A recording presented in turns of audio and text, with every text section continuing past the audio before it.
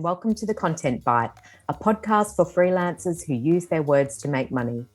I'm Rachel Smith, a freelance journalist, copywriter, and content producer. I'm also the founder of Rachel's List, a jobs board and community for Australian writers and other creatives. And I'm Lynne.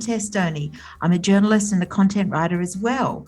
Rachel and I are your weekly co-hosts, and every week we're bringing you all kinds of tips, tricks, and some fabulous guests to help you make the most of your freelance business. This podcast is sponsored by our good friends at Rounded, easy accounting and invoicing software made just for Australian freelancers and sole traders. It's everything you need to make freelancing easier. Find out more at rounded.com.au. Also, if you're a gold member of Rachel's List, Rounded is giving you 20% off an annual subscription plan. Upgrade to gold membership for all the details. Hi, Lynne. Hi, everybody.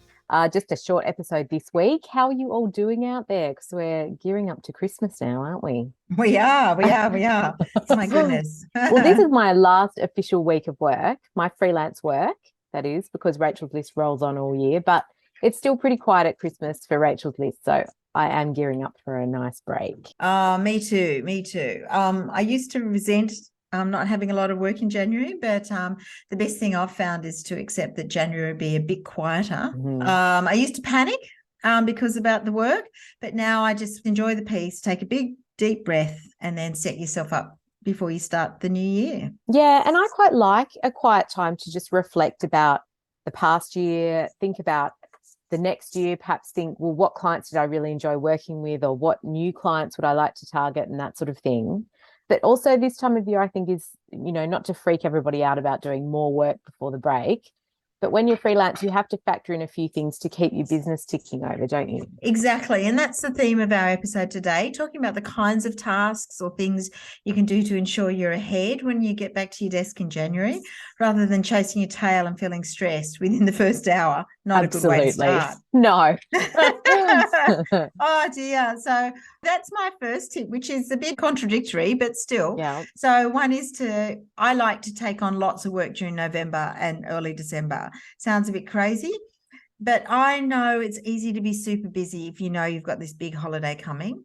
I always have a huge November and early December. There's a lot of work about, and I just say yes to pretty well everything. And I work a few weekends. I worked all day Sunday this week and some evenings. And even though I get a bit tired, I really like setting up that cash and having a bit of sort of bankrolled a little bit just before Christmas, which is good.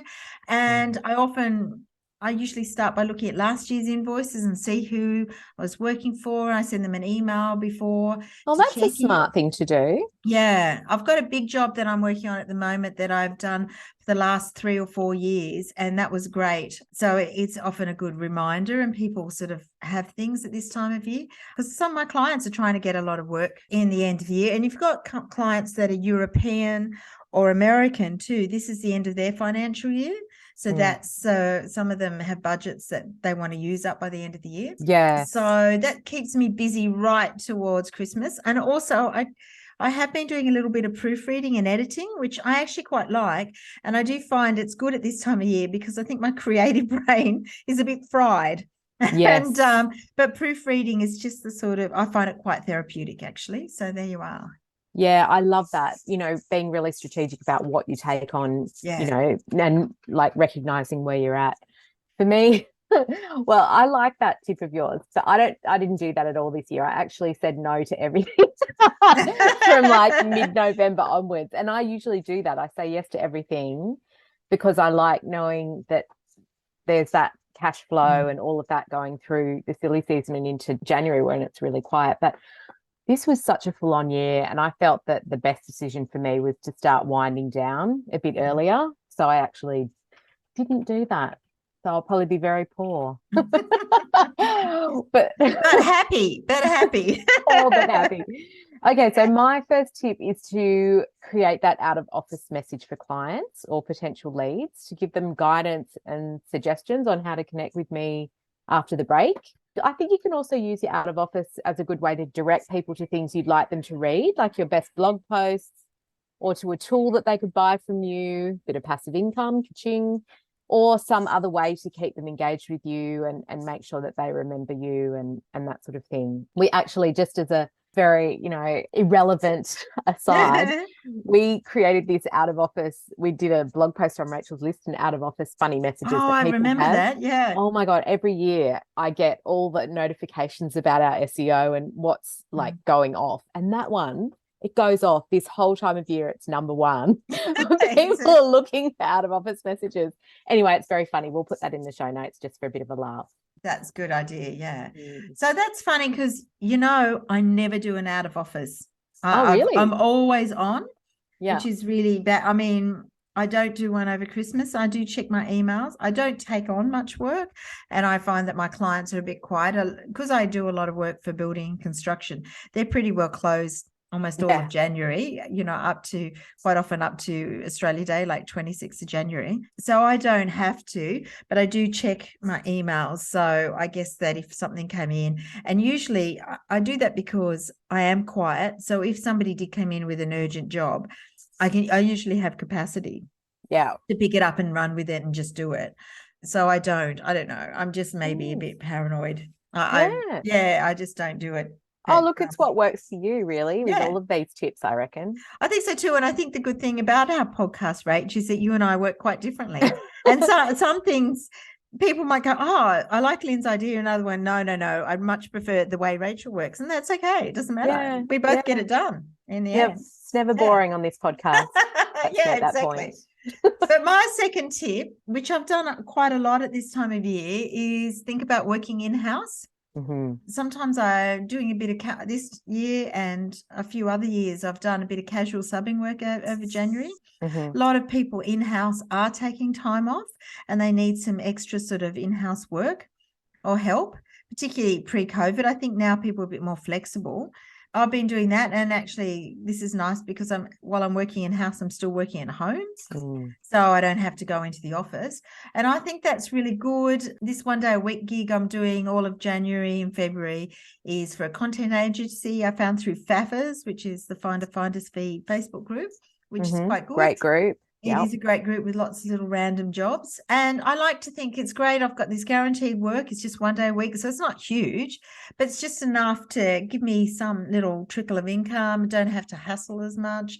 I think it takes pressure off the bank balance, and I quite like that. So I think that's quite helpful. And I think it just keeps you top of mind as well, doesn't it? Well, yes, I was going to say that. I mean, obviously you're doing it from home, but if you're going into the office, this is something that we often say to people, that if you have the capacity to go into an office, it is a really smart way to put yourself in front of editors and content managers who are going to potentially hire you or commission you later on because they'll remember you. You're right there. You're meeting them in the lift and have, maybe at the coffee cart or something like that. So it's definitely a good way if you can do it 1 day a week, for sure. Yeah, I think that's true. And if you do get offered and you're somewhere where you can go in, it's worth doing it. Or even if you're doing an in-house gig, sometimes it's good. And if you want to work from home, going in for the first day or at some stage during the time, just to go in, and it is really helpful. So what's your second tip?